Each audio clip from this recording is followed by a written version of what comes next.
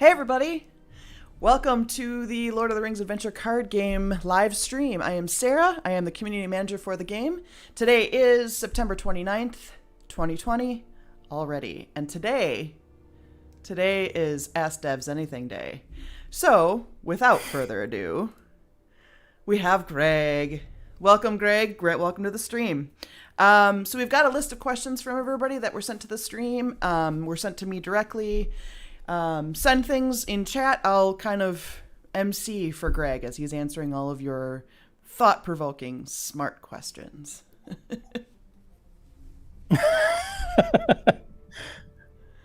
Welcome, Aaron, on Twitch. Good to see you.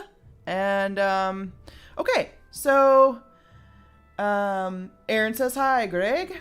Let's see. So, let's just dive right in. A lot of the questions, let me pull up the list. So, unless, and I think people that are actually in chat, if you throw me a question, we'll make sure that gets prioritized because you're here with us now. So it's kind of the benefit of coming to the live streams. Okay, so one of the first questions is, the license belong to Fantasy Flight Games. With Fantasy Flight Interactive no longer developing the game, how this will affect future content? Will the game be able to maintain the Lord of the Rings name? Is there any possibility of the Tolkien estate having issues with the game? No. So part of the process of us taking over the title was we had to be approved, through the Middle Earth group. And so Asmodee had to run that through, get us all approved of how it was going to work. We made the original pitch. And then, yeah, so, I mean, they're 100% on board. The license is still owned, and so, yeah, they are 100% involved with everything. So, yeah, no, they're still absolutely a partner. Like, we couldn't be doing this without that approval, for sure. So zero chance of them not being involved. If we're involved, they're definitely involved. So.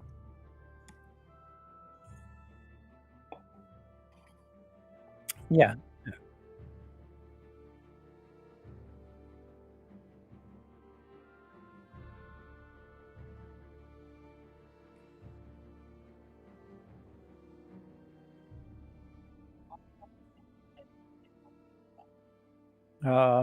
Sure, absolutely there are. But hopefully now most of those are resolved at this point. Devin said they can't hear you on Twitch. Yeah, it's my stuff got changed. So the question was, sorry, that was my fault. Is there any possibility, risks, complications that could happen with offline single player update roadmap step? Yeah, no. I mean, obviously, yes. Anytime you make a change this big, there's risks, right? And so this was something that we jumped on early. That was going to be part of what we want to do. In fact, like, when we were talking about taking this over and looking at the evaluation, there was a lot of concern there with the multiplayer being a huge risk. And even to the point of, do we continue to support multiplayer? Like, is that something that needs to be thinking about the product, right, from an offline mode? Like, we knew that was a huge problem with it being online. And we knew that the current implementation still needed a ton of work, at least in our view, of how we would transition that through. And so there was major concerns there. But, that was just the team working hard in the beginning to try to figure out that solution. And now most of those problems have been fixed. Like, obviously, we're in beta testing now of the offline mode. Started last weekend. No major issues from that side of the house, luckily, which is it was a pretty massive overhaul by Devin and the team. So yeah, I mean, there's certainly risks, obviously, as we release it out there, depending on different network cards and things that we could see, because the multiplayer is still online. It's just the single player client is now part of the build. So you'll be in that client until you go on to play multiplayer. But yeah, I mean, anytime you do such a massive refactor to a product that's already, finalized, it's a huge risk. But I think we've minimized most of those things now, and it's playing well. But yeah, it was a huge concern early on, so we got an early jump on that. So it's in good hands, so no concerns. Next question. And also, just as a reminder for those that have joined us live on stream, send your questions via chat or however you'd like to if you've got them. Right now, we just have a list that we're going from. So, next question is, will support and patches for console versions be on the same level as PC? Is there any platform-specific issues that can't be patched?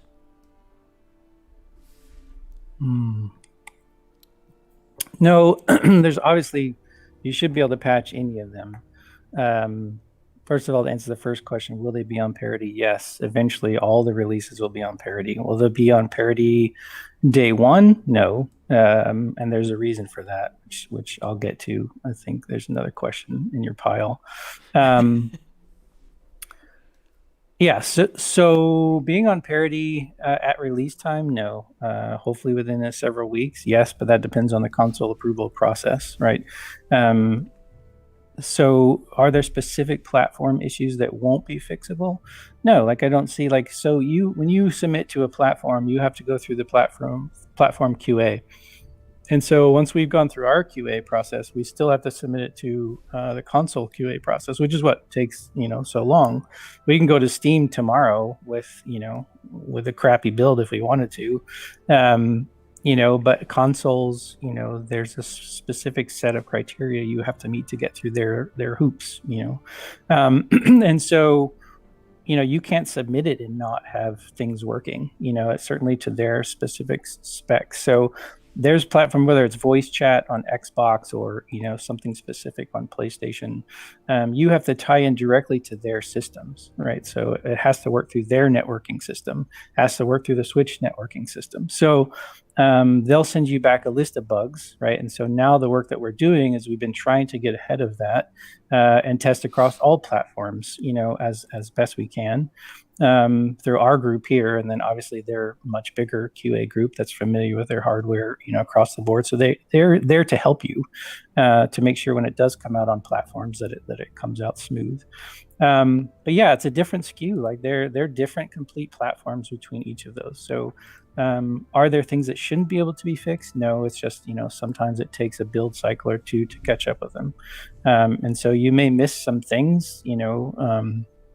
Now, like there's some things on the PlayStation that are bugged on that build there, but until we can get the next PlayStation build out, and go through that entire approval process, you can't get those bugs fixed.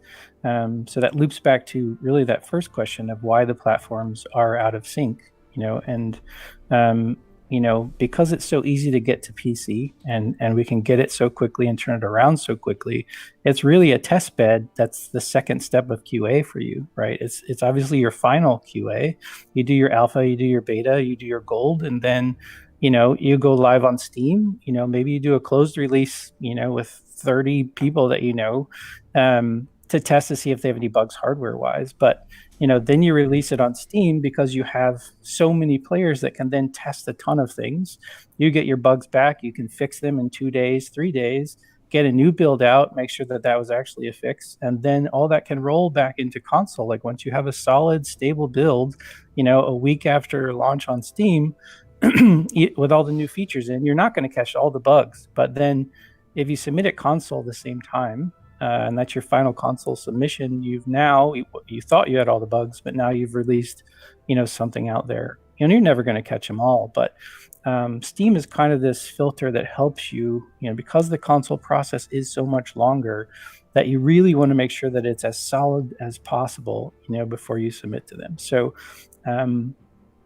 if it was a perfect world, we would love to be able to release those at the same time. We're submitting them at the same time. Like this build will be submitted to both, to all platforms at the same time. But it will take probably at least 2 weeks to 3 weeks, maybe, as much as a month to get through consoles this time of year to make sure that it passes all those approvals. And you have to come out with consoles on the same day, or certainly very, very close together. You can't release on a console, earlier than one of the other consoles, or certainly you don't try to. And it sucks as for a console player, right? Because the PC players have it for 2 weeks before you or a month before you.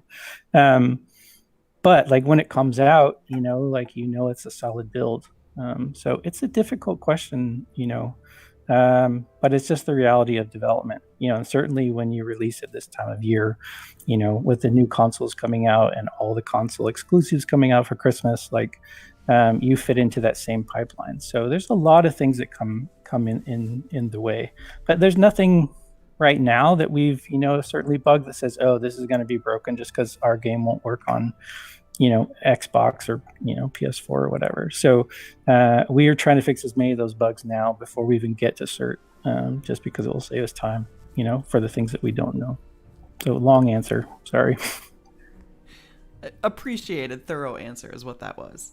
I think it's just important that people understand that certainly as a console player, that it's not just us saying, hey, PC, that's the master race. We just want you to suffer for 2 weeks. Like, we would love to have everybody out, playing on it, and certainly the network, gets more reliable too. Like, if we have everybody switches to the new single player, client, then now all that bandwidth that's been limited, through the world for people doing video calls like this, can be used. All that server can be used now for multiplayer games, and so, we have less people causing issues on the server. So yeah, I mean, we would love to have it out, as soon as possible. It's just because there's so many parties involved and so many platforms, it just takes a while, right? And some people say, oh, just wait till it's finished on PC and then release a final console version. But yeah, I mean, that's too long. That's like 2 years. Yeah. So Engage asks, what are your thoughts on in-game chat? Not necessarily a lobby, but especially during co-op play. Is that even feasible across platforms or not really likely to happen? Yeah, I know we looked at that early on, like even at FFI, of like, how do you do cross-platform chat between PC, Xbox, PS4, like not knowing who your party is going to be.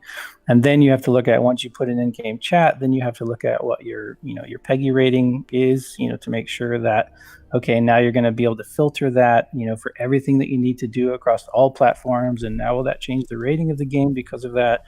So I know the team looked at it. Like, I wasn't a huge part of that evaluation, but I know it was just, when you look at popping up a keyboard on a console, if you don't have one sitting there, like, it's a miserable process to type out, then where do we put it in the UI? Where do you put the button? Where do you put the pop-up? How do you come in and out of the game? How does that change between a Switch and a PS4? I think it kind of sucks because you definitely, we have the ping, right? And we have the emotes, but, and that's an easy way to control outside influence, so like you can only say what we put into, the emotes. And that's a way to control it, for younger players in the game. But it does make it sometimes extremely difficult when you're trying to tell somebody why you're pinging something. And I know, like, a lot of our community uses the Discord channels at the same time that they're playing, but it's just not as convenient as having it right there. So maybe something we look at in the future. But yeah, it was considered, and it was just a massive, undertaking, and we had so many more fires to put out at the time. So it's on the list, certainly something that we hope to revisit. But there's a lot of things there, like text size and, cross-platform and touch and all those things. As we start looking at the UI as it goes, possibly to other platforms in the future, can we solve some of those problems with, maybe some, pre-built solutions that are already out there. And we build the game in Unity, so maybe we can pull something in, or Devin can like write something in a day and make it happen. I don't know. It's just kind of a low priority for us right now. But I know it was looked at as part of the FTUE when that was coming out, and they just decided against it. It was too much work. Next question is, how much support has Antihero Studios received from Asmodee Digital in regards to reworking the game, considering how much has changed since the early access model? A huge amount of support. I think that, Asmodee kind of got a bad rap, and I think that's what normally like players see, right? So they see the maker of their game is shutting down because the parent company shut them down, right? But I guess what you don't really see is that, publishers, they have a specific role in this, and they basically say, here's the money that you need to make this game. Let's make it awesome. And the responsibility is really on the developers to get that done. Like, it's our job as developers to take that money and that time and spend it. And, eventually that money runs out. And if you didn't deliver what you needed to deliver in time, and it didn't do what it needed to do, which the product didn't, then it's on you, so it's kind of like, yep, we didn't get the job done as a team. But as far as Modi support for us, it's been fantastic. It's like, coming into this property, trying to work through like, okay, hey, we love this game. Is there some way we can work out something to support it, still be involved with the development, how they got us over, how they got us through the talk to Middle Earth, setting us up even for these first couple of DLCs and what we needed to do. We probably would have made at least probably 3 big mistakes already coming out. So like, even as we're laying the roadmap, they helped us work through that, things that we should be focused on. Even, the first early years, early next year that we're talking about now, there may be some things that we might have tried to do that was probably dumb, and based on their research and what their knowledge of just the space, and they've done this now so many times, that has really just helped us kind of make those decisions easier. And then we can focus on development. Like, obviously business decisions we have to look at and try to think about, where can we steer the game? And they lead that, like, those conversations, they have the data, they have the information. Obviously we, kind of speak from the player side and what we'd like to see mechanics wise, but from an overall perspective, if there's sales coming up, they can try to get the game into a sale or a promotion, so that, hey, we can now give the game, at a discount price, to players. The DLC's coming out, we want to try to encourage, more multiplayer gameplay. And certainly when we were, like I was talking earlier, when we were considering the multiplayer early on, like, does this game need to go single player or multiplayer? And they were, staunch supporters of the player base that said, this product has to stay multiplayer going forward. And I think that was for sure the right call. So yeah, I mean, we've received a ton of support. So it's not just like when FFI closed, they were just like, forget it. No, I mean, they've been huge. Like, and so I've worked with a bunch of publishers before in the past. And so, yeah, no, it's been a great experience, and they've been super supportive of us. From a marketing side, they're trying to work on things. There's the digital tabletop thing that's coming up on Steam. I think that's next week, or maybe it's going on now. So they got us into that, and yeah, so they're really trying to position the game, and so it's up to us, for the developers, of like, hey, you guys make sure it's ready and make sure it's good. And make sure this thing is still flying and alive out there, and we'll support you. So, I mean, they've been awesome, and it's no easy task, right? Like, between, the folks at Middle Earth that have to approve all like, anytime you're on a licensing title, there's a billion people between, hey, it's finished, and hey, it's approved. And they keep that flowing smoothly. We just submit it to them, and they can push it through all those channels, and then they get it back to us, so we can really focus on development. So, yeah, I know, like, it sucks anytime your studio closes, right? And I think from a public side, like, those are lost jobs. Like, it sucked being on the team, but at the same point, like, you have to take responsibility for that as the development team, and know that, hey, it was 2 years. The product was finished. We did get the product out, towards the end. Was it what everyone had hoped it would be? No. Did it do as well as we hoped it would do? No. And so you have to pivot, from that. And so luckily they were open to, keeping a dev on the game. And we still have a chance to, kind of put some work into it and see where it can go. Again, long answer. Next answer is going to be yes or no. No, I like the long answer. Well, I like them. I don't know everybody else, but I guess it's all about me right now anyway. Anyway, there was actually some interesting discussion while you were talking about kind of returning back to the chat functions, the nature of delayed streaming. But there was talk about implementing more like pre-made lines.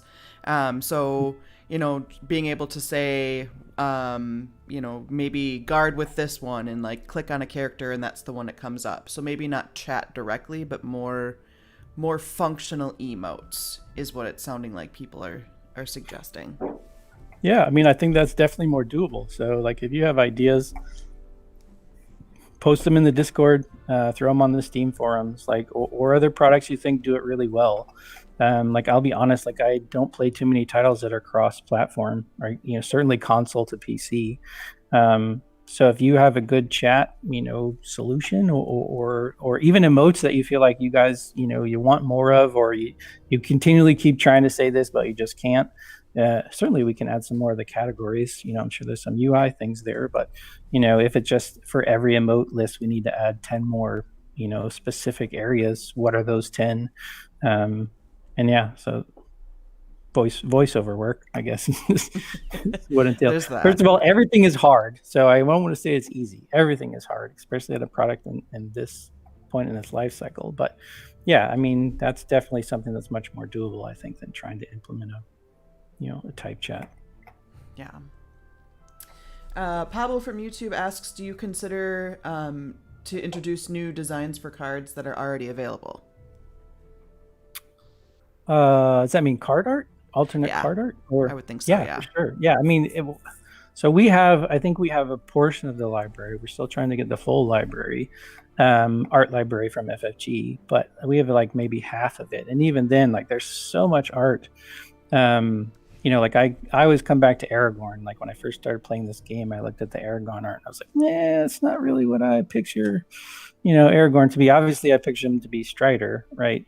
That's, I guess, more my relationship with him. But, there's some sweet art in there, that I'm coming across all the time. Like it's not really cataloged. So you're just like, you can't just like type in, whatever, Aragorn, and you get 15 pictures back of Aragorn. But you'll just be looking through, and just searching through that. Like there's just thousands and thousands and thousands of images, all high res. And so you're just like, my gosh, this art is amazing, and so you'll come across that sometimes. Like I can't remember if it was Elfhelm. I can't remember one we recently came across, and I was like, man, that's good art, and it's just like, and there's some for the dwarves in there too that, it's just like, wow, like, okay, we need to get that in there. So yeah, I mean, I certainly think we are trying to, like, certainly with this latest DLC, we've, kind of taken the idea of hero reward and put it a little bit more outside of that so that they can extend into the quests. And so I think you may see that a lot more, like where maybe we don't have time to develop, a month's worth, of content, but we could put out, maybe 10 new rewards, card rewards that, are tied to that art, or we have a ton of the icons, those kind of things, but just little challenges in there that, are like a hero challenge, but, may get you back into a campaign to play it a certain way, or, we have a design idea that never got finished that we can just tie those little things to. But yeah, I think there's a ton of art. And that's really part of the redesign with this new UI, is to show as much of that art as we can, because it's, I don't think you have many games that you can do this in, where you can say, oh yeah, change the background of this card, or change the background of your, project that you're working on, from a background of these, what do we call play mats, but, thinking about this from the perspective of how much art is in the game and how beautiful it is, and we can totally incorporate more of that, way more than we have in the game now. It's just the time of going through and setting that up and, tying those to rewards or putting in a bunch of new icons or whatever. There is we haven't even scratched the surface. Yeah, like not even close. Just the few areas that I've seen, just there's just a ton. It's a crazy amount of art that is available and that is out there. So, and then somebody said, we only have half the art, did not realize it. Not even, I wouldn't say not even half, not even close to it. There's so much. And the interesting thing is like there's work in progress images. There's images from all different styles of artists. Like it's not just, normally when you art direct a project, it's all going to be art directed for a specific thing. But the coolest thing about this is like, and I guess it's like Magic is kind of the same way, is that it's about the style of the artist that made what they made. Obviously there's a certain quality level that you have to hit, but there's some really interesting different takes on characters, and that's, for you to be able to pick which one you want, as far as your card set, just makes it that much more relatable, I think, as a game. I would agree. Next question is, if playing the game in 4K, is every detail, shadow, picture, board always in 4K images, or are they built at lower resolution sometimes? No, everything, well, I won't say prior to me. But since me, which was Gundabad, everything is built in 4K. So I build the game in 4K. All the environments are rendered in 4K. And then when you go to 1080p, they're just down-resed. And sometimes it's really disappointing because, like in my office, I actually work on a 4K TV as my monitor, and so you spend all this time, getting this lighting to work and getting the lighting off the water to work right. And then you put it on, even at 1080p, like it's just like, wow, man, you can't even see that. But you hope, like the 4K revolution, eventually when it gets here and people can fire up the game, they'll realize how really beautiful the game shines when it's in 4K. Now, I think some of the card art, because of the way it was compressed, and as we're going through, we're trying to fix some of that. And certainly through the UI, as we try to now blow these images up, like, okay, that card art is, we made, in the roadmap, we said we're going to redesign the card frames. And so people are like, yeah, that should be easy. Just switch the card frame. But it's like, no, all that art is like cut down res. And so during that process, the hope is that we'll be able to up-res that art again, and so that it does show really well, on those platforms. I think really PC is the, and PS4. Oh, no, Xbox now. Yeah, so hopefully now the platforms, I know it was the Pro platforms in the past, but I think this next group of consoles will automatically do 4K. And so I think the PS4 does 8K, so I don't know what it's going to look like in 8K. But yes, it looks beautiful in 4K, and that's how it's made. Not too many people get to see that, though. It's true. 4K, you can't hide much anymore. All right. Fun question. What's your favorite hero and sphere, Greg?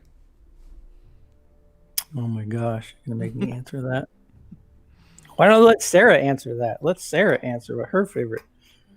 I kind of did in Discord earlier today. You said LotR, though, right? Well, I'm partial to the LotR heroes, right? So they're not so much a sphere necessarily, but obviously Arwen's pretty great.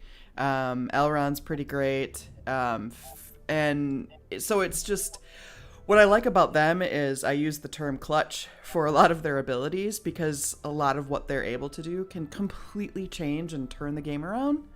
And then me being in, preferring the support style roles. I really like the things that Lore and Spirit do.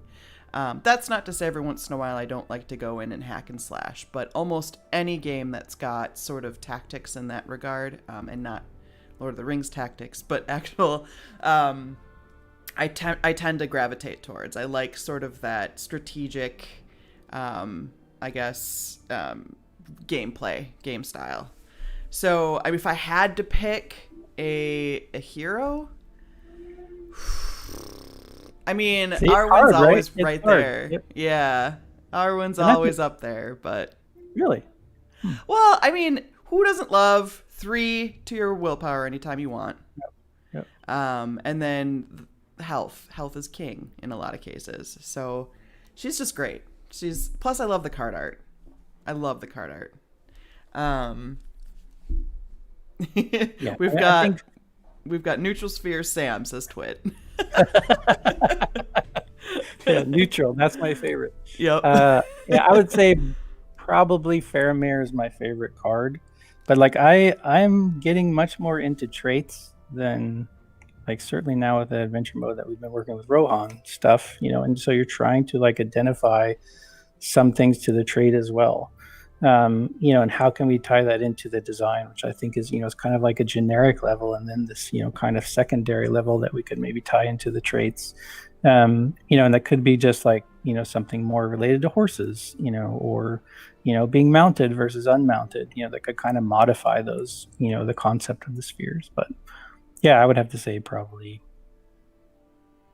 yeah. Not my favorite Lord of the Rings character, but my favorite for sure game is Faramir. I did forget about my He's pretty Faramir. baller in the book too. So he really is. That is true. That is true. Yeah, Faramir's probably up there in my favorites too, because whenever I don't have in my deck, I'm like, oh man, I wish I had card draw. But it's hard to pick. Like, certainly I think once you get deep into building decks, like sometimes it's hard to say like, okay, this is what should win this, but I'm still going to play this set, just because these are my guys, or gals, whatever. Yeah, we just need to get more in there so we can just make that decision harder. It's fair. As Engage points out, range never hurts either. Range is Yep, king. always. Oh, he's so great. I Except digress. when you're on the receiving side, you forget Yeah, that. it's true. It's true. I get real annoyed by ranged and guard on the other side. Mhm. Yep. Um, so Aaron had said, I had asked, would it be possible with fan support of the idea to add a deck building RPG mode, similar to maybe Slay the Spire or Grifflins? Sure. Sure, it would be possible in the future. Like obviously we're looking at, I think adventures is kind of our play mode right now, to see which direction we want to go in. But I think we also are, thinking about, well, the base game, from the living card game. Could there be a game mode that has that rule set? Because I know a lot of fans, have asked for that. It's a little bit of a rework, which means a lot of bit of a rework, but just things that we're considering. So yeah, I mean, Slay the Spire was like hugely successful, like kind of outlasted all of those kind of the Thronebreaker, kind of the same time that we were coming out, things that we were looking at. And it did extremely well in the gameplay that it had, even with super simple art. So yeah, kind of that RPG element certainly, maybe, like, and we're hoping to bring some of that into the adventures. But yeah, I think we're just going to see where it goes. Like I think the thing that has to be clear is that the play modes all need their own very distinct reason to play them. We don't necessarily want them just to be flavors of the game. Like they should feel like, obviously not a whole new game, but a different way to play. And certainly I think as multiplayer, that's something we're looking at. Like how can multiplayer differ between them?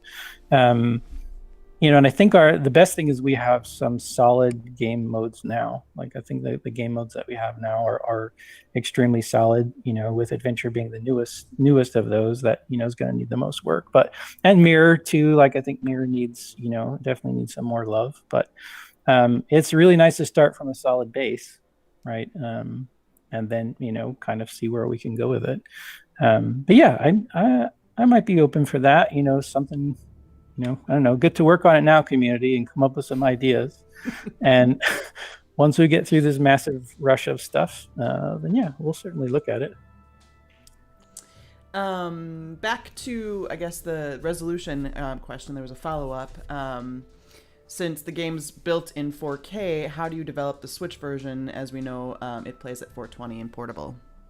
Yeah, so it's just a down res version. So when you build for the Switch, like it's going to put it at a different resolution that it runs in. And even our dev kits are a little bit different. But yeah, so yeah, I think the highest that will run when it's docked is 720, right? Or maybe it runs at 1080p, and then the highest on the device I think is 720. On the handheld, I think it's 720. Yeah. Yeah. So, and even then, like you couldn't see something at 4K, even if they had the pixels. You can't even see it now, let alone the resolution. If it was there. So, yeah, I think that was more developed, right, to make sure that it worked docked mode and that, we could have that same, but it's still a down res. All of your images will down res to the resolution.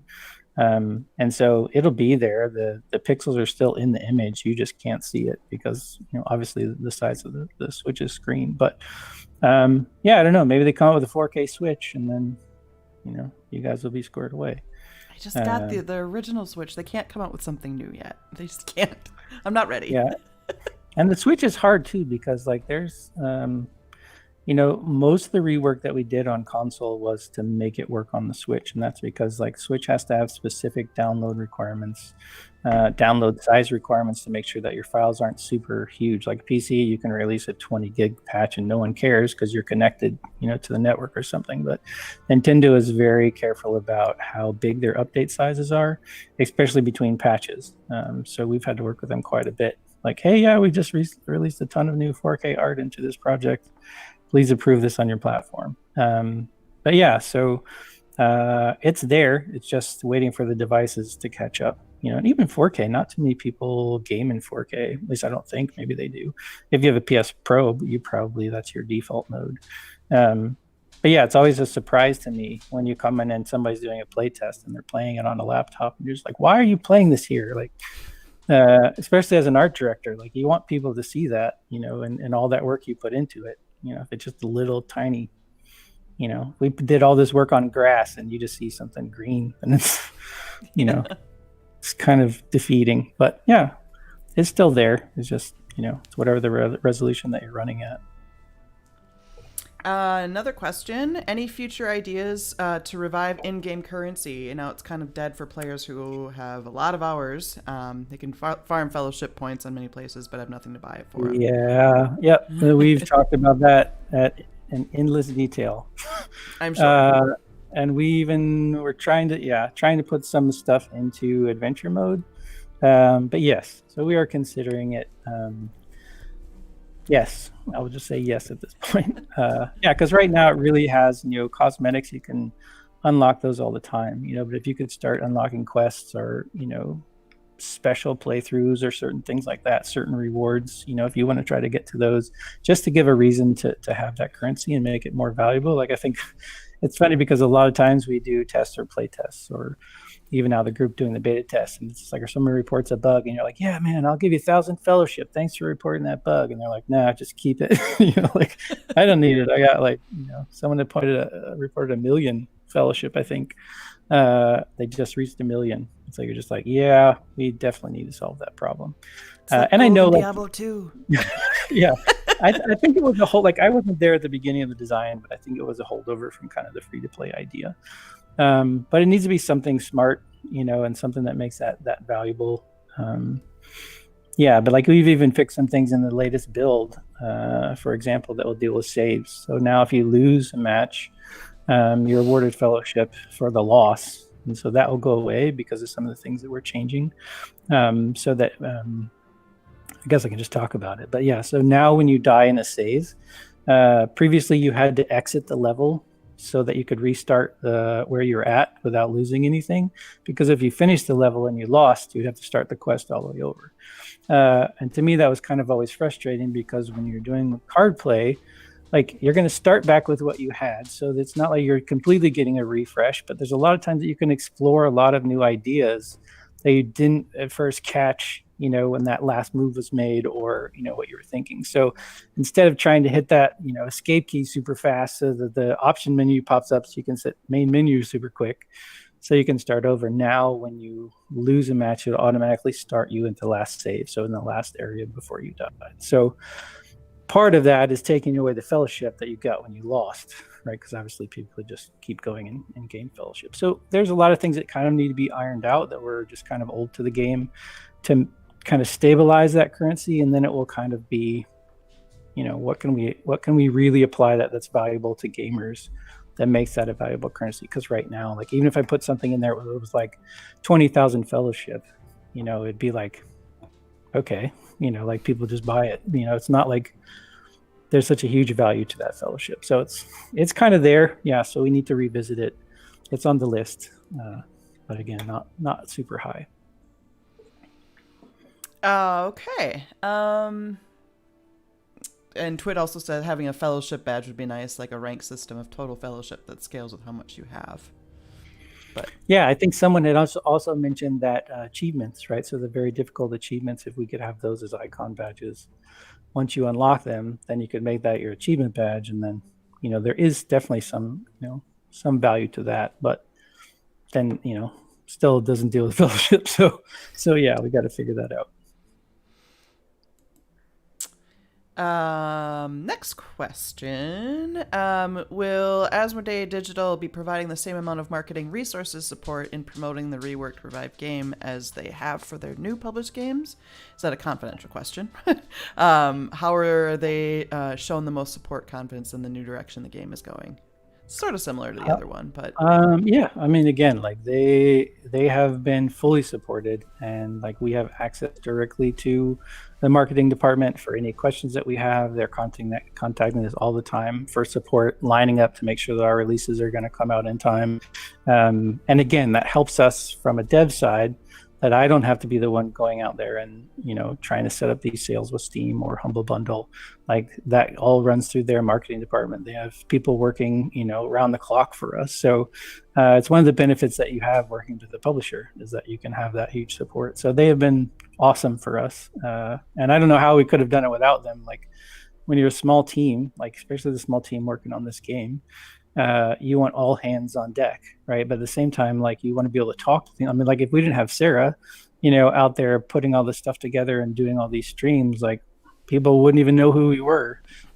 So yeah, now we're super rock stars. So just or kidding. something. Yeah. So yeah, even in our own community, we're just trying to get, a little bit about who we are. And yeah, I think you'll see like they've been hugely supportive. They haven't really seen much about adventure mode, as far as like, hey, what, these are the marketing images we're going to release. We did an early pitch, that said like, here's the first 2 adventures that we would like to make. These are where they're going to focus. Here's some, key art, but most of the art is theirs that we're pulling, so like, yeah, we've seen that art. It's just kind of what is our spin going to be? And then it's they're leaving that up to us. They're just like, how can we help you, work how you guys want to work? So, I mean, it's extremely rare really for a small team to be able to take over this project. So we really can't blow it, with as much support as we're getting from them. So yeah, I think they're super supportive of other modes. But like I said before, like they've also been, guiding us, as far as decisions and, about the multiplayer thing, that they really advised us, hey, stick with it and see if you guys can work it out. And yeah, again, like they have been a great partner. So. Awesome.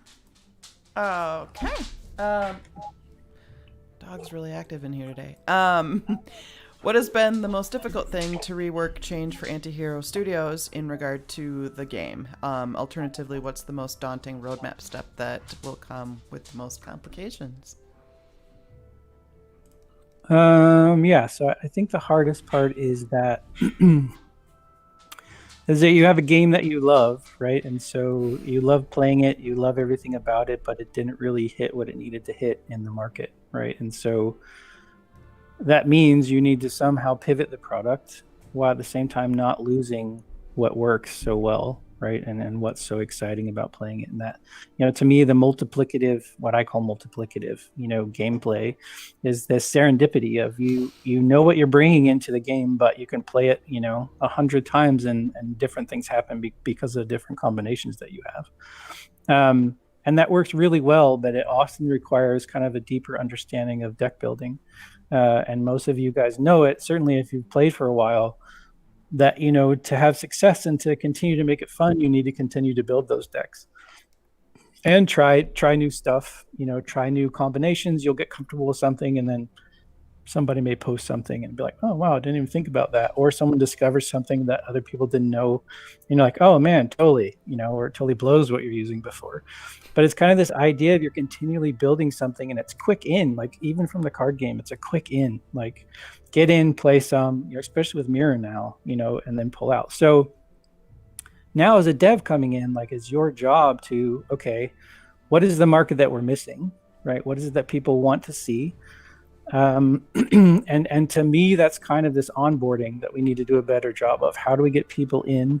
It's a couple things. When I think people come to the game and they see Hearthstone, and our game is not Hearthstone, and so I think people see that first. I think people come in and maybe the UI wasn't as polished as it should be, or, kind of as there was, again, the early art started. You start in campaign 1, and that's the first art they made for the game. Like you never even get to the great art in campaign 3 because, you're kind of playing the earlier style of art that's there. So why you want to bring these people in and you want to help change the game to bring those people in, it's a tactical strategy card game. So you don't want to make it a casual game to appeal to casual players, right? And that's part of the story redesign that we're going to put in eventually. So you need people to know, you don't want to make it, it's not a casual game, but it's a deep game. It's an enjoyable game.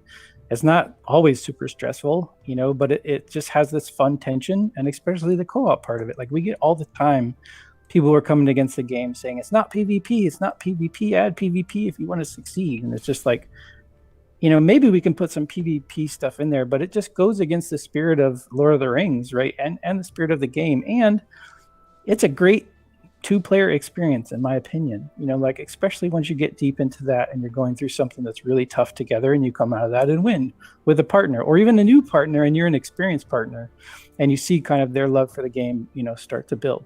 So the most difficult thing for me is, how do you not, knowing that you need to appeal to those casual players, and you need to definitely, onboard better, and certainly people who come into the game not from the card game. That's a majority of our players. Like, they don't come from the card game. So, I know there's a passionate group of you guys who absolutely do, come from the card game. But there's people who come from the movies, there's people who come from the books, and then they come in and maybe they don't see the Lord of the Rings that they're expecting to. And maybe that turns them away. So the hardest part is, how do we come out with content that can kind of close that gap, that can kind of onboard those players into the deeper experiences, while at the same time, not alienate the players who have been waiting for content and supporting us this whole time. Like, all the fans, when we first came out and we said, oh, it's going to be single player only, they were like, what do you mean single player only? Greg, you're letting us down, man. But I think, like, when you look at our player base, like 9 out of 10 players play single player. In an offline mode, if we're coming out with an offline client, that is our most requested feature, is offline mode. And you're not playing multiplayer in offline mode, and so it's like, how do you take something you feel is so right and then shift it, or add some more content? It's kind of that time it takes. It's not easy to make this content, certainly. And the time that it takes, us to get our team up to speed on the design process and just really flowing into it so that we can actually build content that's at the quality that the old team was making. While at the same time, the original, the new content we're making is for these new players, and still keep people engaged in the game. So I think that's the hardest thing to do, like, outside of, like, anytime you introduce one card into this game, one card design, there's 600 ways it can break. And so, walking that line of something new and interesting, like, so when I first got in this project, I made a matrix of, here's what all the cards change. Here's all the attributes it can change. Like, nothing touches the fate meter, nothing touches, like, hey, I want to change overall threat events. I want to lower them, so we were thinking, like, massive changes, like, what's something that a card never does, the most powerful card, what could it do? Because in the digital game, it's a lot easier to do that, I think, than the card game. But obviously they're designing against the matrix as well. So, it's like, there's still a ton of stuff that we can do that we, even if you just created a card generator that just made a card, here's what it does, play it, see what it does. But it's extremely difficult when you actually try to implement that card, because there's so many ways it can break. Like, we're even learning that in the DLC now. We think we have 60 cards, maybe 70 cards that we're adding in this new DLC. And and you thought you had gone through and figured out what those are, but no, hey, something may bring a character back from the dead, and then that triggers every dead, event that happened on death, but now you have to undo that. And so, yeah, it's an extremely difficult game to QA, quality assurance. So that's the toughest part, but that's what's awesome about it. Like, that multiplicative thing, that whole change, like, even designing it, you don't know until you play it, and you're like, or some of the players now are coming back in the beta testing, oh yeah, this breaks when you do this, and you're like, right, didn't think about that. That's what the joy of the game is. So yeah, so I think it's the toughest. It's extremely difficult to design for, especially when we're trying to match with linear story now in the adventure modes. And it's our first time through, right? So this is a new team, like, we're developers, like, but and Tim is one of the original designers, is consulting with us on the design. So that certainly helps, but it's still a new team. And yeah, so hopefully that answers the question. Next question. I just saw him. Okay. Dad Mageddon, our friend. Are there any plans around events from the books? Example, Helm's Deep. Yes, there are. That's my shortest answer. Yep. Yes, there are. Like, adventure mode, that is. So if you played story mode in the card game, one of the problems I had with story mode is that, you're playing through this story idea, but with any hero set, right? With any group. And there's things that you can't do when you're doing that. And so our adventure mode is kind of, trying to figure out what story mode could look like for this game. And it's only single player now because that's easier for us to design against at first. But yeah, like obviously the hope is all of this leads to things like a Helm's Deep. But like, what makes Helm's Deep level different than anything else we've done, right? Massive amounts of cards, massive amounts of players. Like, what does that look like? So we're kind of testing the design space now to know, like, can we do some interesting things? But I think we have to. I think you have to tie part of this license back to the books, because like a lot of us, I played the card game, but I certainly came from the books. My love for Tolkien came from the books, not the movies. But you have all these people who love the lore. And again, that's kind of what I talked about, like with traits now, like, to me, having such a bigger impact than they did in the past. Before it was like spheres, is what you cared about coming from the card game. But like traits, like, I don't know, like, I think there's so much more that we can do with that. Even if it's just the feeling of, having a mounted, anytime you have a Rohan character, they have the ability to mount it or unmount it, and that somehow change their dynamic. Yeah, but certainly tying things from the book, yes. But it's how we do it. Like, I think if you try things from the hero events, like, you really need to build up to those events. Like major things like Helm's Deep, like, do you play as the heroes? Do you play as, for example, the next DLC we're releasing, right, is a Rohan focused event, mission, whatever you want to call it, story. That is actually has a direct impact on Helm's Deep.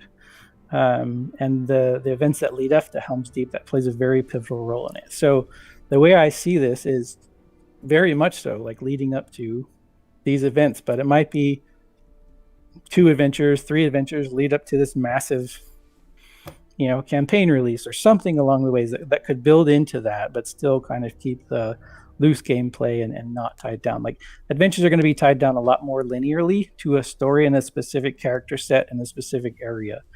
Whereas we'll keep the campaigns much more loose, because once you tie it to narrative, it gets a little less flexible to the design space. So yes, is the answer to your question.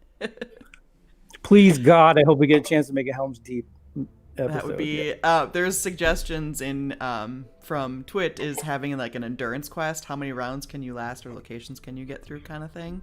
That'd be kind of fun. Yeah, that just yes, sounds amazing. Make it happen tomorrow, right? Yeah. I think, and this question actually comes up a lot. When will the next piece of co-op accessible content? Can you also explain the decision and reasoning behind making adventure mode a single player DLC at launch? And then is there any new cards from the DLC that will work well in co-op? What was the first question? I'm sorry. When will the next piece of co-op, the new next piece of co-op? Yeah, so our campaign 4, we're looking at that first quarter next year. So that's somewhere probably around February. So once we wrap these adventures, then we'll be working towards that. Obviously, we need to see how this next quarter goes and how quickly things move through the pipeline.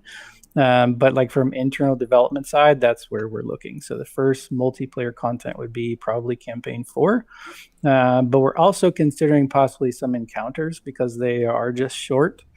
Thank God they're short, things that we can, put together in a fairly short time, but yet they have a lot of really interesting play experience. Obviously that's for a more advanced player because they're much more difficult than, the usual just campaigns. But yeah, right now on the roadmap, I think February is campaign 4 is what we have slotted. We haven't started work on campaign 4, obviously.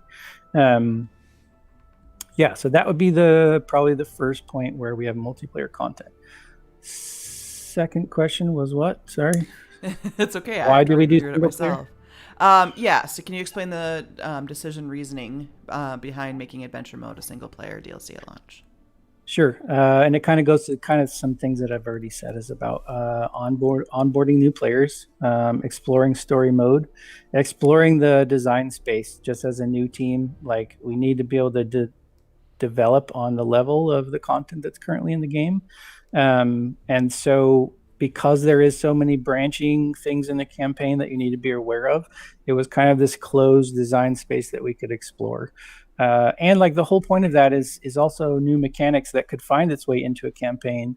We can explore with them, play with them a little bit more without affecting, for example, right now your heroes are more buff. So what we're seeing out of the adventures is that your allies actually become much more valuable to you because you have heroes that have to last through the whole thing, or at least hopefully they last through the whole thing. That will be up to your gameplay. So your heroes are more buff than they are in a normal campaign. And the difference in adventures is that if you lose a single hero, your match ends, right? Whereas in the campaign, you can get down to the last hero, and as long as you hold on, you can win. It's different because in the adventure, you may only have one hero, and some levels don't have any heroes at all. So that would never work right now in the campaign modes, just how they're set up. So we needed to explore that design space, see what broke, what we could do, and it's pushing it to its max. Like the adventure is pushing, this game to its max from a mechanic standpoint of what we're actually trying to do. It may not necessarily come across like we're not going to just throw everything at you from a gameplay side, but from a mechanic side, coding in the game, it's testing pretty much everything we can test to see what is the limit of the design space. And for us to do that with a small team, even now, is very difficult in the small controlled space of the single player stuff. So yeah, that kind of combination of stuff is why we chose to do it. Also, the single player client we started working on early, and to know that, okay, we have to be able to get this transition out to make the server more reliable for the multiplayer players. So let's try to make this transition happen. Where if we release multiplayer content now and we do have some problems with the server rework, now maybe not all the majority of your players are having, problems and the whole server crashes because everybody's just struggling. Now we can isolate those players to a single player mode. And even as they're playing single player through the campaigns and really work on the multiplayer side to strengthening that as we kind of get towards that campaign release, campaign for next year. So, and obviously these are early decisions that you have to make. Like you can't just change your mind like, oh yeah, hey, we're decided to make it multiplayer, because like multiplayer just adds a ton more stuff into the design, even difficulties. Like, so you design a specific difficulty, right? But there's 5 difficulty levels normally, 3 for single player and 2 for multiplayer. And so you're just trying to eliminate as much as you can so that your team can focus on making something that's quality content. And then once we get to that point, and the community says, hey, this is great, we really enjoy this, or hey, this totally sucks, go back to making the old stuff. That's kind of where we're at now. So it was really for the team and for the product, kind of some things where we see that it could go, that we wanted to play with first. And it could be like we have the second one already in process. So the first one is ready to go almost. The second one is much more in the design stage, but it's going much faster because the first one is the adventures. But it could be maybe we decide to pivot. Maybe we come out with this one and it's just not what people wanted. And maybe we switch to encounters for that second release instead of an adventure. So we're just kind of playing it by ear now, and really seeing with this first release. Once we get it out, we'll kind of gauge things then of, do we need to start on the campaign right away, and get it out as soon as we can? Or, do people maybe dig the adventures and they're willing to, give it a shot as a new game mode? So. The last piece of that question, is there any new cards from the DLC that work well in co-op? Second Breakfast, Erebor Battlemaster, Grace of the Elders, and Against the Shadows as a few examples. That's a good question. Cards that will work well in co-op. I won't say we're specifically designing cards that will work in co-op. Right now, we're trying to keep those separate. So the current beta test that's going on right now, it doesn't have any of the reward cards that you would get when the game will ship. And that's for a couple of reasons. One, we don't want to spoil that for the group that's playing in the beta test now. And 2, because we want to keep those separate from the design space. So when you're designing cards for that space, you don't want to be limited. Like I said, there's a lot of things that are buffed in adventures because they are, where a normal quest is you play 1 through 5 and then you stop. An adventure is 3 quests long, 15 straight. So you don't have time to like, okay, I'm going to change, something midway. Sorry. I'm going to change. I ate lunch right before this. That's probably stupid. You're going to, change right away. You have to go the whole way. So the way that you're designing cards, the card processes that you're looking at, are different. And, I think Tim is, smartly kept that in mind, but that doesn't mean that the card that you're going to get rewarded would work in an adventure mode. Like, obviously, we're going to reward you cards that are going to play in the game, not in the adventure. So those are different. And they have totally different design than what we're doing for adventures. So to answer your question, no and yes, we are going to reward cards for the main game. But minus maybe one of the heroes that might have some value. I don't know. We'll have to look at it and see. I know right now we have the card backs that are coming out of this. We have a hero planned, and I think it's 2 more allies that we have set up for cards that you can use in the main game. But they're 2 different design paths, and I assume they'll probably stay that way. I mean, it might be like, hey, you finished a Rohan experience, and now you get a Rohan character. But there's settings. If we put those Rohan characters into the game now, they would be super OP. So they'll be nerfed in some way. That kind of touches on Aaron's question, is how you go about creating new cards and then making them balanced or not over or underpowered. I go about it like this. I send Tim a message that says, hey, Tim, we need a new card. Yeah, no, that's fair. I think we, you come up with creative ideas, whether it's about the, certainly now about the narrative, and how can you fit things that are from, like, so we're using stories from the book, or from the lore, I'll say, and so when you're reading through that and you're pulling out all these ideas of, what could this card do? What could that card do? You're trying to tie it back to the story, even if players don't even know the story. And then obviously you're throwing some in there that are fun just because they're fun cards to play. But yeah, I think for me, like designing, like I'm looking at the spaces that aren't explored yet. Like I don't want to release a card that, maybe another card could do the same thing. You're trying to find that little niche of something that's missing.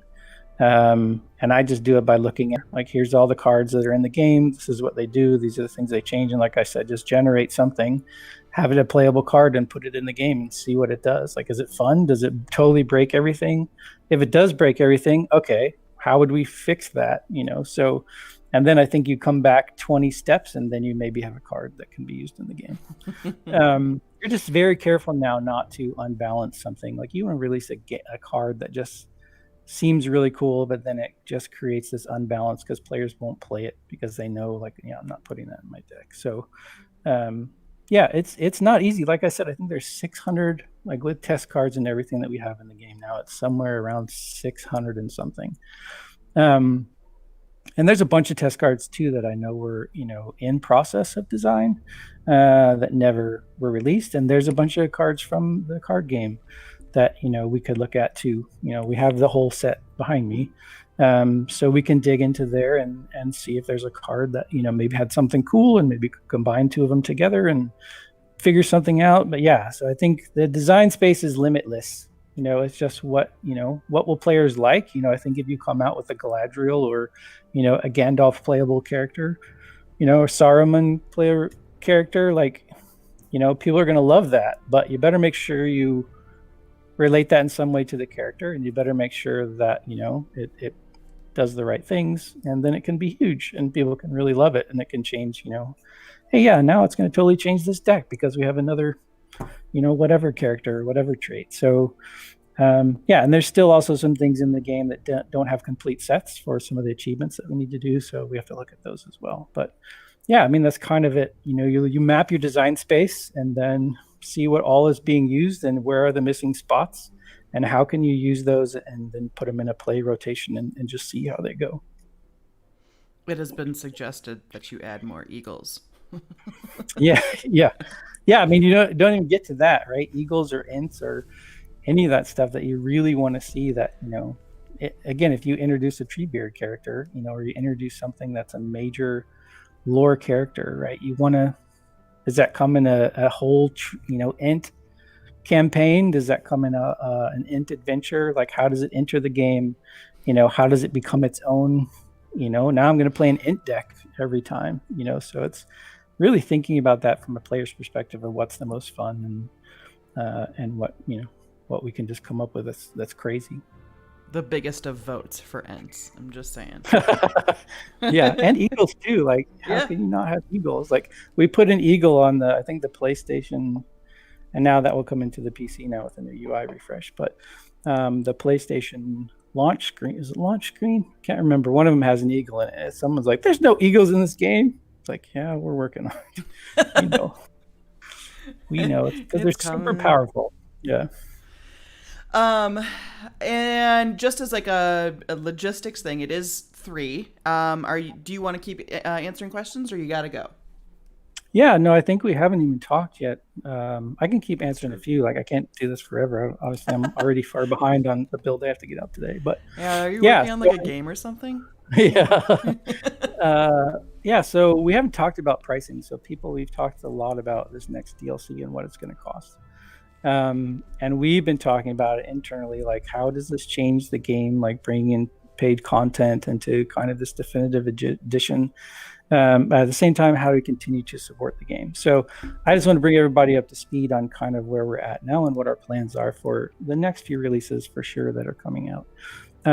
So after talking to Asmodee and working through things, we think we really still just want to focus on shoring up this product as it is, right? As this premium product, getting it to its kind of, full stable position, before we start looking at kind of these other branches, so it's like if we release a DLC now and it's a paid DLC, then you have to worry about people, like, it's not multiplayer, right? So you wouldn't have to worry necessarily about, oh, my friend doesn't have this and he has to buy it, but it's a new game mode. And so the players that we get playing the game, the players that are in the game, maybe they purchase it because they're here all the time and they just want new content, and maybe they don't because they have to get through all the other content.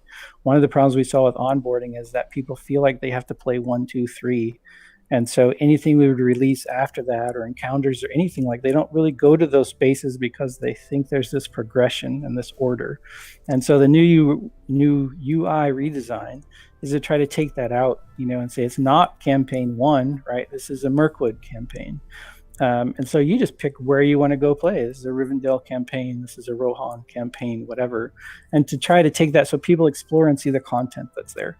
So our decision for this DLC is just to make it included. We're not going to charge for the DLC that's coming out. Now, maybe that changes start of the year. I don't know as far as campaigns. We'll just have to see how it goes. But really our intention is to build the value of the product. Like, you already pay $20 for the game. I guess if you get it on sale, maybe you get it for $9.99. But, like, we need to grow the player base, and they need to understand that it's a premium product that we're invested in, that we're going to continue to make better. The offline mode is coming, the UI mode is coming, and now the adventure modes will be included in your base package. So everybody will get the adventure modes, and that will give us a better take on, like, is this a good mode? Do we have what we need? What else do people want to see? And hopefully maybe some of the people that wanted that single player can now, maybe get a little bit more out of the adventures, and hopefully that transitions them into the campaigns and onto multiplayer and then into more co-op matches. But we have to kind of get all these things gelling together, and to say that, no, this is a separate pack and you need the DLC pack. Yeah, it brings in revenue, but so does the game, right? So if we can continue to build, value into the base product, which is what we want to do, that's our plans for now. So if that changes, we'll announce it and let you know. Obviously, it probably won't be until the campaigns come out, and even then, I would guess it's going to take quite a pivot for us not to continue to build stuff into this product. So it's convince your friends to buy the game, versus having to say, like, oh, you bought the game, yeah, now that you got in, cool, yeah, but this new DLC came out, so you should totally go buy the DLC too. And then you're trying to, like, release it with a sale so that the game's on sale, and then they pay the same price as if they would have bought the game not on sale. It just creates a lot less headaches. So and we're new, like, this is new stuff, so we have to be able to prove really that there's enough value there, right, before we start saying above the value that you already paid for the game and the license and all that that content would be there. So DLC is going to be free. We haven't even talked about really when it's going to come out. And we're in beta, so you shouldn't throw out dates, but, like, our plan is to have It's submitted to consoles in the next 3 weeks for this DLC.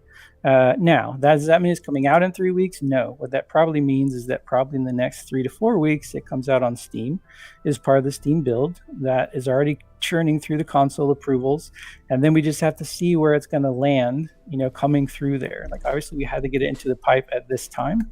To be able to get it out to you by Thanksgiving, probably it would be my guess. Maybe we get lucky and we soar through and we're out the week after Halloween or even Halloween, but I can make no promises at this point of the black box it's about to go into. But our plan is to wrap this DLC, which will include DLC number 1. It will include the UI refresh, and it will include the offline client for single player. So all your single player play will be offline. Your multiplayer will still be online. All of your progression will transfer. You'll notice no difference other than you'll see a brand new UI for the main menus, and you'll have access to the new DLC pack number 1. Now, DLC pack number 2, we don't know exactly what that looks like now either. Like where our target is for fourth quarter, we'll probably have it submitted by fourth quarter, but I don't think we'll be able to get through another cycle of rotation. And like I said before, we kind of want to see what people think. Maybe we should be focusing on encounters next or campaigns next. So we'll kind of let you guys, decide that. But yeah, so look for new content, new builds, certainly on Steam in the next 3 to 4 weeks. Assuming everything doesn't implode today or, through the end of this week. That gives us time to polish, get it out on Steam, go through some bug fixing, submit to consoles, get a final console approval, and be cleared to release, hopefully by Halloween. Across all platforms, and then we just need to see the release cycle that makes sense. We obviously want to do some press. I know there's some sales that are coming up that, if, depending on the consoles, how they're running it, that we could get in. So all that's still kind of TBD. It's getting kind of penciled in at this point. So I don't exactly know when the console will release, but that will be our plans. Mad shout out to the community. I know you can't see this, Greg, but pretty much everybody just wants to give you money, so they're happy about the free. But as Twit says, how dare you? I had my wallet ready. Yeah. So tell your friends to go buy the game. That's how you get us money. That's what I was gonna say. And Twit's looking for ways to do it beyond that. But that's honestly probably the best way that you can help support Antihero is tell your friends, get your friends to play, get your friends to play multiplayer, to do the new adventure mode. Like that's how it's really gonna support the studio the best. Is just telling all your friends. Yeah, and we considered that, right? It doesn't do us much good to come up with a pack that, whatever 25% of the community buys and plays, right? Versus growing the whole product, and growing the community around all of it. And so definitely we thought long and hard about, okay, so if we give up this DLC revenue, what's the trade-off? But, I think right now with where the product is, like we just have to build more confidence in the product. And I'm confident already that the gameplay is there, right? Maybe some of the visuals need to be updated. Definitely the onboarding, definitely, so that people know kind of the pathways that, how to get into the deeper part of the game. But we're not going to do that unless we build a community, right? And we're not going to build a community unless we have people playing and talking. And if only part of your community has this, content and the other part doesn't, you break that. So we didn't want to do that right out of the gate. And honestly, we're focused on development right now. Like if it becomes like, okay, the product is in desperate need of, survival and money, then, we'll have to, talk about that when we get there. But like the product has to stand on its own and it has to be worth that, the price that we're asking at this point. And I think after this release, I think it will go a long way to that, like shoring up the server stuff, making sure I can play it offline, cleaning up the UI, giving me some more, story-based content, that's something new to play. And like everyone is desperate for content. Like that's what we hear so much, but content can't come before the things that have to be fixed in the core parts of the game to shore it up for the community. So, it's like, even when we talked about, at FFI, like, wow, we don't have offline mode. And if these servers go down because the game shuts down, there's no support for all the players who have bought this game. And now single player, whatever happens in the future, now you'll be able to play this, for eternity. So it was huge that we got this done, and it was no simple undertaking. And we know that it comes at the cost of more content. Like obviously we'd love to release, 5 campaigns, out the gate, but that's just not going to happen. So we'll do what we can, and we'll just this is our first release. We'll see what people say, and hopefully if we don't get it right on the first one, we'll try to get it right on the second one, and we'll just go from there. We'll see how it rolls. Twit had mentioned the demo question for tutorial quests. If you could remind me of that question, Twit. Sorry, I can't scroll up at the moment. But overwhelmingly, again, thank you guys. Really appreciate the love that you've shown for this game and for the studio. But yeah, let's get your friends in. Toad7 actually said he'll just start gifting the game via Steam, which I don't hate that idea. Genius idea. No, I think and you guys are a huge part of that too. We've just seen since Sarah's taken over, just playing the game and streaming the game. Stream the game, talk about it, talk about your strategies. What was it? What's the game that's out now? Something, I don't know. There's a game that's hugely popular right now. My son plays it. I can't remember the name. There's a couple games out. Yeah, but anyway, it was terrible. So the game, I won't say it was terrible, but it did nothing. It was flatlined the entire development. It came out, it bombed. No one played it. It bombed. They said they were canceling development. It bombed. And then a streamer picked it up, and now it's the highest played game right now. Among Us, it seems? Yes, Among Us. Yeah. Wasn't there a game by Telltale called Among Us? Or I thought so. I swear there was, a wolf or something. Anyway, maybe it was Wolves Among Us or something. I don't remember. But anyway, so I think it's huge. If we could broadcast, from the community doing the streams, stream it, just, get up on Twitch, figure out how to do it, stream the game, talk about how much you love it. That's going to go further than, heck, anything we can do, even with marketing money. It's really the people's opinion and what they're saying, and so that we're desperately trying to get the product to that point where people come back to it, they get into it, they realize how really good of a game it is, and then, maybe we can extend the life of this thing, a ways. But yeah, so that's kind of our hope. So if you want to support us, do that. Talk to it about your friends, getting them play it with co-op with them, help them get into it, stream it, do reviews, those guys. But the community, you guys are already doing a great job. Our Discord is fantastic with helping people, and it's just getting people to the Discord to be able to, not too many players get there, and we're just now streaming on Steam now too. So reaching out to a major part of our community that, think the game is dead or don't know really what's going on. So the more that you guys share that and stream and, post guides, if you guys have, a lot of you guys have really smart ways to unlock hero rewards, post those to the Steam forums, how-to guides, those kind of things.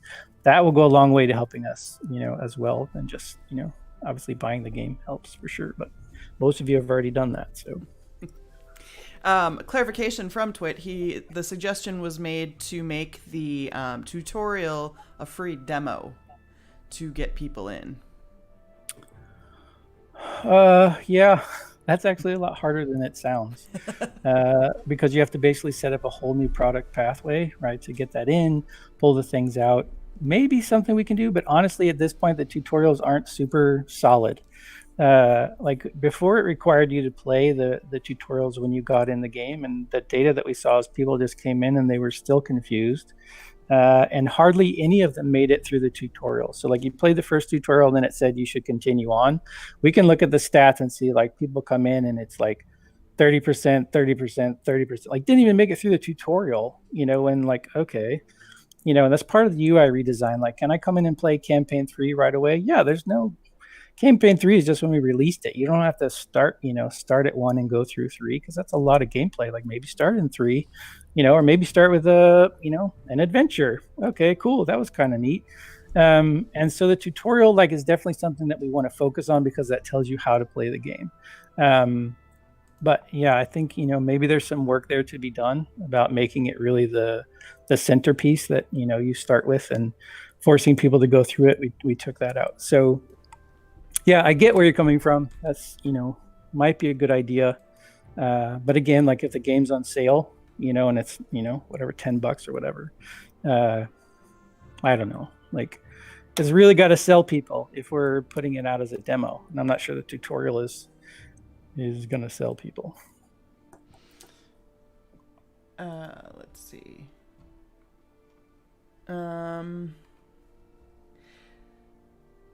Sorry, I'm just looking at various questions from different platforms. Twit's saying, what about a 2-hour refund demo idea that people use to test games? Yeah, I think all the platforms have that now, though, don't they? Like Steam has even more than that. I think XPass, it's included. Like we're on XPass, you can get us for free. You can play the whole game for free. Well, obviously you have to pay your XPass fees, but PlayStation, yeah, I think it's on sale a lot on PlayStation, but it is. I don't think there's any. I don't know if PS Now. I don't think we're on PS Now. Switch, the same way. That's again, an interesting thing is like multiplayer. If you're playing multiplayer on a console, you have to pay for the multiplayer service, right, on top of the game, which is kind of interesting. That a lot of people have the game, but they don't pay for the multiplayer service. So they can't play multiplayer. Like their multiplayer game still works, but they can't go on and play multiplayer because they don't have the service. So yeah, I don't know. There's coming out with all these different, a different product on all these different platforms. Like, we're a small team. so I don't know how much sense that makes, in the long run. Maybe something we could look at in the future when we have all this off time between all these brilliant releases. Yeah, I would assume probably, demos are kind of dead these days, I guess. Yeah, take a chance on the game and you'll like it. That's our job. That's fair. It's come up a couple times, so I'll throw it out there as a question. What are the chances it's going to come to Android, iOS for phones? That is definitely something we are interested in. We'll see. That's all I can say at this point. Like that's an Asmodee call, as far as obviously we have to be able to deliver first. So we have a lot to prove before we even get there saying, hey, yeah, now let us go to a mobile platform. But yes, it was definitely something we considered early on, something that we were interested in doing just as players ourselves. Like if I could pick up my iPad and sit on the couch and play this game, it's touch screen. This game is going to do beautiful on a touch screen. Yes. Optimization is definitely something that we've looked at already. Will it happen? I don't know. When will it happen? I don't know. I can't make any promises at this point, but yes, we are interested in it and something we're discussing, but at this point, no decision has really been reached. Is Lord of the Rings the only game you're working on right now? As a studio? No. Yes. We also have other private projects that we can't really talk about that we're working on as well. And we have a couple of prototypes. But right now, Lord of the Rings is our, main focus for sure. But obviously the teams are, working on other stuff, So you're kind of busy, sort of. Yeah, you could say that. But busy is good. Like we're a small company. Like we have to be busy at this point. Obviously, we don't want to be busy all the time, but it always comes down to this time of year. Like you're trying to get these products out the door so you can take a break, and look, we're lucky to have our own studio. Like we chose this path. So I would much rather be working for myself on this Lord of the Rings. Like this is like a game developer's dream job. Like, hey, work for yourself and make Lord of the Rings game. Okay. So yeah, now we just have to deliver, right? It's certainly not easy, but we're happy to be where we are, and now we just want to kind of live up. We have a great team. Like we're experienced, we know what we're doing, but that still has to meet with real world, situations, luck. So we're hoping for a little bit of luck, and hopefully this release season goes well for us, and then we'll see. Well, great. I'm out of my list of questions. I don't have any more from the community. Well, I guess one last one's coming in. Greg, have you played Yu-Gi-Oh? No, but my son plays a lot of it. I somehow missed that whole time period of Yu-Gi-Oh, but my son was very much into that. Yeah. Go ahead. The question is, would adding unit sprites similar to what appear on there, excuse me, when a card is played, that be possible? It would be difficult to do, but it would show the art more. I don't you're know. I'll not have to familiar look with into it. it, honestly. Yeah, no, I'm not familiar with it at all. So Hmm. I'll look after the stream and see. But certainly, like, it hurt really bad. So I didn't normally cut the art for cards. That was something that Tim did in the old studio. So I didn't come up with a card art, even as the art director. My focus was largely environments. And I didn't really even get to work on the UI that much either. So here, we redid the UI. We love the way that it looks. We love that we're showing off art. But when I had to put all the art behind the current card frames, it really broke my heart because, like, the card frames are excellent at explaining what each unit is, right? And so, but you cut off, like, I don't know, sometimes it seems like 90% of the art and you have to shrink it down. And some of that art is just, so we pull the art and then we put it behind the frames. And it was honestly just heartbreaking to see like all that art behind those heavy frames. So it's in the redesign. We have some plans of what we want to do. Like, I haven't really pushed far into the design side. You know, we just showed some really early sketches in the Steam release, I think, on the roadmap. But we want to go really far with that, you know, as far as trait specific designs and really make it polished and look nice for those cards. So yeah, I mean, we're certainly looking at what the game map looks like now. What do the cameos become? What do the cards look like? Certainly with text size on the Switch, those kind of things. All the things that we're looking at. But again, those are things that right now are a little bit, you know, out of our, in the peripheral until we can kind of get through what's right ahead of us. And then we'll kind of refocus and determine where we want to go first quarter, you know, and really set a solid roadmap. But yeah, I would be totally interested in looking at, you know, other games. Like, I've already looked at a ton of card games, how they do things, not, you know, super in love with really anything that's out there right now. So yeah, I think bringing this to a premium product and making our boards look as good as anything out there, you know, is certainly our intention. It's just right now we're gonna have to work. We're gonna have to work into it and just take what we got right now. And yeah, That's fair. I think at this point, this might be a good stopping point for you to get back to work. Whew, wow, those are all softballs. I was expecting You some passed. hard. Okay. You passed. Knocked it out of the park. All of that good stuff. But thank you, Greg, for joining us. Thank you for taking the time to answer the questions. I know the community loves to hear from you, and you're really great at thorough answers, which I appreciate, because not just yes or no's is always more interesting. So I think with that, thank you everybody for joining. Thank you for your questions. If you have more questions, we do have an Ask Devs channel in Discord. So they'll get to it when they can, but it's another opportunity for you to at least post it, and at some point they can see it and address it when they have time, and they're not trying to push DLC out for you all. That's going to be a good time. But anyway, yeah, join us on Discord. And I'll see you all on Thursday. Thursday is going to be another Hero Award Challenge day. Let's hope I do it. Send good vibes. Anyway, thank you, everybody, and enjoy your rest of your Tuesday and your Wednesday.